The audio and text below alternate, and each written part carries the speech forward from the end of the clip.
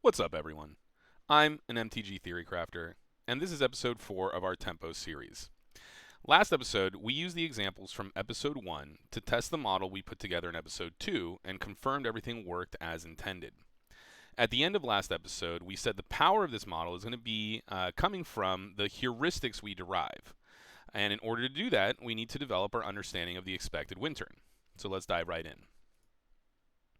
So far, we have only really discussed the expected win turn with regards to the clock on board, but there are other things to consider. Remember, the clock on board is perfect information, so essentially you can figure out what the optimal strategy is going to be and play towards that strategy. Similarly, when you look at the cards in your hand, you also have perfect information, so you can kind of start to factor that into your decisions as well. Something we didn't really do in the examples in the previous episodes, but obviously in the game of Magic, you should be doing. Things get interesting when we talk about your opponent's hand, because there you have imperfect information, and you kind of have to try and figure out what your opponent might have in their hand based off of the plays that they make. As an aside, I'd like to point out that Gitaxian Probe is actually my favorite card in all of Magic, and that's because it allows you to know what your opponent is playing. It gives you perfect information over something that normally you wouldn't have perfect information for. And the best part about it is that it doesn't cost any mana, just 2 life, and it also replaces itself, so it's basically free real estate. In any case, the last thing that we have to consider about the expected win turn are the cards in library. And in this situation, in your library, you have perfect information about what's in your library, as long as obviously you can remember that. But it's still a probability. Like, you don't know what you're going to draw until you've drawn it, right? And then, of course, in your opponent's library, it's imperfect information unless you are playing in a tournament with, open deck lists. You don't know exactly what's in your opponent's deck. And on top of that, you also don't know what they're going to draw. That's something that is totally probabilistic. So essentially, what the expected win turn is a weighted average between what's going on the board, what you and your opponents have in your hand, and the cards that you draw off your library. And when you try to figure out what the expected win turn is, it's important to weight these 3 things against each other. We can come up with a mathematical definition of this, where we essentially look at the expected win turns from considering the 3 different parts of the game that we just talked about: the battlefield, the hand, and the library. And each of these things you have to weight slightly differently based on what's going on in that particular game of Magic. And these weights, the coefficients that we see before these expected win turns, have to add up to 100, and that's how you make it a weight, a weighted average. Now, how much you want to weight these things totally depends on what's going on in the game. For example, if the game has been going on for a long time and all the creatures have killed each other and you've removed everyone has removed each other's creatures and there's nothing going on the battlefield, and all of or both you and your opponent have used all of the cards in your hand, then the only thing you can really look at is what's going to be drawn from the top of the library. So in that case, the weights of the battlefield and the hand would both be 0, and the weight of the library would be the full 100. But of course, depending on how many cards are in hand and what's going on the battlefield, those numbers can fluctuate. More importantly, what we have to understand is, what is an expected value in the first place? When we talk about expected win turns, that's an expected value. And so an expected value is an average of many different outcomes. And in the game of Magic, the outcomes are the win turns of the different games that you play. Now, remember what we said. What's known is the board, your hand, and what's in your library. What's unknown is what's in your opponent's hand and in their library. And what's probabilistic is the cards that are drawn.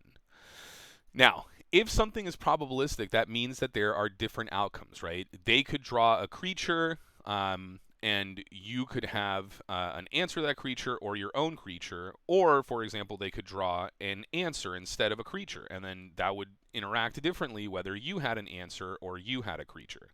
And so depending on what you and your opponent draw from your library, different things will happen, and the different things that happen will then give different expected win turns. When you take all of those expected win turns, you can average them out, and that is the expected win turn for you and your opponent. That's why it's so important to know your outs, because you need to know all the different things that can happen so you can properly assess all of the different situations that could happen from the point that you are playing in the game. So, what is this called? Well, if you take all of the different win turns that you can imagine happening at a certain point in the game, you could graph those different win turns, right? The numbers, you can tally those and then graph them. And what you would do is you would visualize the probability distribution of the expected win turn for that point in the game. Some other distributions that you might have heard of are normal distributions or hypergeometric distributions. But distributions can also be skewed depending on what they are modeling.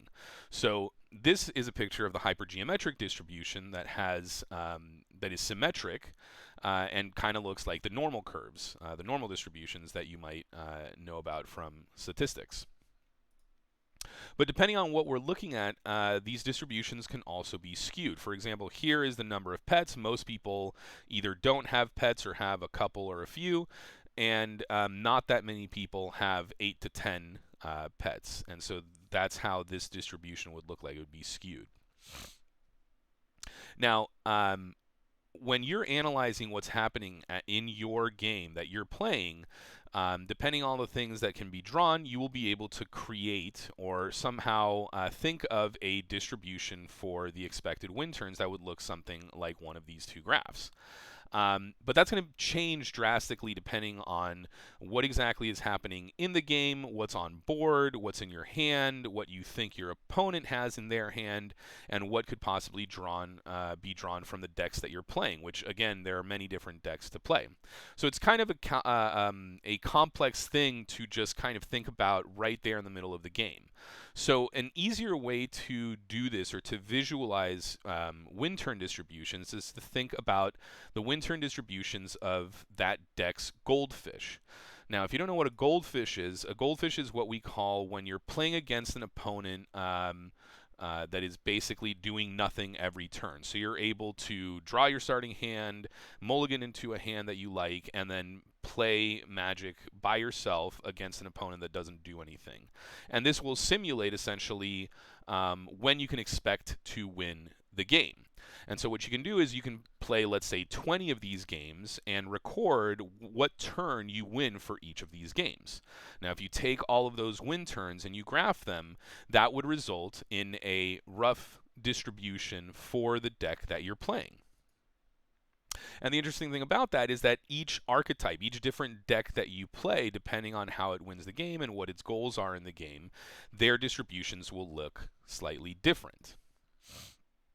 Now, for example, we can have a deck that may not be able to win ever at all. In the 20 games that you played, it never won a game on turn 1 and 2, but maybe because you drew the perfect hand, you were able to play all your creatures, play all your spells, everything happened, and you were able to win on turn 3. But that only happened one time out of the 20 times that you goldfished. A majority of the time, half the time, in fact, 10 of the games you won on turn 4. 7 of them you won on turn 5, and then 2 of the games you ended up winning on turn 6. And so if you goldfish this particular deck, you might get a distribution that looks like this. Now, the expected win turn overall, if I was to take all these win turns and average them out, you would end up getting 4.5. So the expected win turn for the goldfish of this deck is 4.5. Now, of course, depending on what your deck does and how it wins the game, you might get a different win turn. For example, this deck might sometimes win the game on turn 1 with its God hand, right? Maybe one turn out of the 20 or one game out of the 20 that you played, you were able to win the game on turn 1. Maybe you won the game on turn 2 a couple times, on 3 some more. You're able to win on turn 4, and then it kind of starts decreasing where you win on turn 5, 6, and 7 a little bit less and less. But most of the time you're winning on turn 4, but you're able to win kind of all across the board. Now, this distribution actually has an expected win turn of 4.1. So in fact, it's less than the previous deck. In other words, it wins on average sooner than the other deck does. Now, of course, the first question that you might have is, why does that happen? Well, as we'll see with this example, sometimes a deck doesn't even want to win that quickly. In this example, it cannot win the game at all in the first 5 turns. So when you goldfish 20 games, you end up seeing that your deck, this deck, didn't win at all in the first 5 turns and was really only able to start winning on turn 6, won half of its games on turn 7, and all the rest of them on turn 8. And so its expected win turn is 7.2. And this is a deck that wins in the game of Magic. So you might be thinking, well, how do these expected win turns even matter if all 3 of these examples have different win turns and we don't know which one is the best deck? Well, it turns out that when we analyze the first 2 and we ask, well, why would you want to play the deck in example 1 if if example 2 has a better expected win turn, right? Well, if we look at how much the graph is spread out, then that's actually what's going to answer the question for us here. So if we look at the variance and we figure out what that means for the consistency of the deck, then the red deck, even though it wins a little bit later on average, it is a lot more consistent in how in the turns that it wins, and it's not as spread out as the black deck, which may win on average a little bit sooner than the red deck, but its win turns are a lot more spread out. And we can see that when we look at the actual numbers. The standard deviation of the first example is 0.75, and so you might expect to win the game anywhere from about turn 4 to 5. That's the most common, and it's very consistently able to do that. Whereas in example 2, the standard deviation is about twice as much as in example 1, and you would be expected to win these games anywhere between turn 2.5 to turn 5.5, so like 3 to 5. So it's a little bit more spread out. Not as predictable as the first example. That in and of itself right there might be reason enough to pick the red deck, even though it wins on average a little bit later than the black deck. That you don't even need to know anything about Magic where you can actually see that might be a reason enough. A more consistent deck might be better to play than a less consistent deck.